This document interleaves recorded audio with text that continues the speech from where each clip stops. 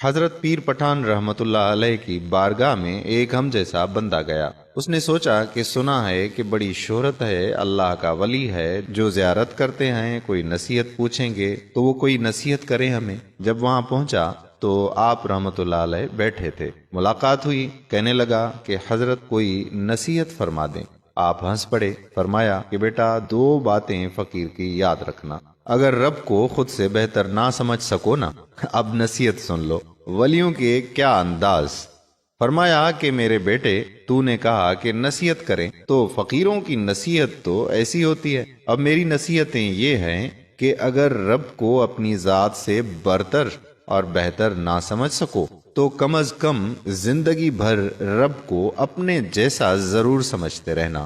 اگر بہتر نہ سمجھ سکو، اپنے جیسا ضرور سمجھنا، اپنے برابر ضرور سمجھتے رہنا رب کو۔ وہ دل میں بڑا کڑنے لگا، دل میں کہنے لگا کہ لوگ کہتے ہیں کہ بہت بڑا اللہ کا ولی ہے، یہ بھی کوئی بات تھی کرنے کی؟ کوئی مسلمان ایسا ہے جو رب کو سب سے برتر نہ سمجھے، سب سے افضل نہ سمجھے؟ یہ کیا بات کر دی انہوں نے؟ کہتے ہیں کہ رب کو بہتر نہ سمجھ سکو تو کم از کم اپنے برابر ضرور سمجھتے رہنا، یہ کوئی بات تھی؟ میرا وقت ہی ضائع ہو گیا، سارا سفر بیکار ہی گیا۔ دل ہی دل میں کڑنے لگا۔ اولیاء اکرام تو دلوں کے جاسوس ہوتے ہیں نا، معلوم ہوتا ہے کہ اگلا کیا سوچ رہا ہے۔ وہ ہنس پڑے اور فرمایا کہ بیٹا یہ نصیحت نا پلے باندھ لینا میری، جو میں نے کہی ہے۔ وہ اٹھ کر جانے لگا۔ حضرت اجازت دینا۔ آپ نے فرمایا کہ ایسا کرو، شام کا وقت ہے، لمبا سفر ہے، رات یہیں گزار لو، صبح چلے جانا ناشتہ کر کے۔ وہ رک گیا۔ شام کا وقت تھا، اس نے رات گزاری۔ صبح سویرے وہ اپنے کمرے میں بیٹھا ہوا تھا، نماز کے بعد جو ناشتہ تھا نا اس کے کمرے میں پہنچا دیا گیا۔ ناشتے کا جو ٹرے تھا اس میں ایک طرف مرغ روسٹ پڑا ہوا تھا، مکھن تھا، شہد تھا، پراٹھے پڑے تھے تازہ، ہر چیز اس میں ایک طرف تازہ تھی، اور اس کے ساتھ ہی رات کی باسی دال پڑی تھی لنگر کی، اور خشک روٹی بھی پڑی تھی، 2-3 دن پرانی روٹی، وہ بھی ساتھ ساتھ اس ٹرے میں پڑی ہوئی تھی۔ اس کے سامنے رکھ کے خادم واپس آ گیا۔ جب وہ کھانا کھانے لگا تو دروازے پر ایک فقیر آیا۔ فقیر نے کہا 3 دن سے بھوکا ہوں، رب کے نام پہ کچھ دے دو۔ 3 دن سے بھوکا ہوں، اللہ کے نام پر کچھ مجھے دے دو کھانے کو۔ اس نے جو دال تھی رات کی باسی دال اور 3 دن پرانی روٹی، وہ اٹھا کر رب کے نام پر دے دی، خود پراٹھے اور مرغا کھا گیا۔ ناشتہ ختم کر کے کہنے لگا کہ اب جانے کا وقت آ گیا ہے، آخری بار میں ہاتھ ملاؤں پیر صاحب سے اور پھر نکلوں۔ جب وہاں گیا تو پیر پٹھان بیٹھے ہوئے تھے۔ کہنے لگا کہ حضرت اب اجازت ہے؟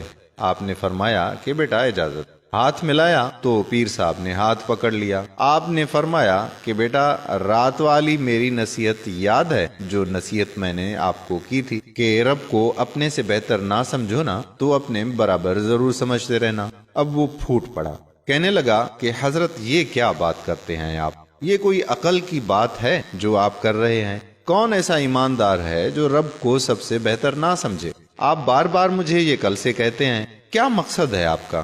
بابا جی جلال میں آ گئے۔ پیر پٹھان نے فرمایا کہ ظالم سن، صبح ناشتے میں خشک روٹی اور دال بھی تھی، پراٹھے بھی تھے، مکھن بھی تھا، روسٹ بھی تھا، اس نے رب کے نام پہ فقیر نے تجھ سے مانگا تھا۔ اگر تو نے رب کو خود سے بہتر سمجھا ہوتا تو خشک ٹکڑے خود کھاتا اور پراٹھے اسے دے دیتا، دال خود کھاتا، مرغا اسے دے دیتا۔ اے نادان، اگر رب کو خود جیسا سمجھا ہوتا تو کم از کم ایک پراٹھا اسے دیتا، ایک رکھ لیتا، ایک باسی روٹی اسے دیتا، ایک رکھ لیتا۔ تو نے ساری باسی روٹی اٹھا کر اسے دے دی اور سارے پراٹھے خود کھائے۔ اے بدبخت، تو نے رب کو خود سے برتر تو کیا سمجھا، تو نے اپنے جیسا بھی نہیں سمجھا۔ تو بات سمجھ میں آئی؟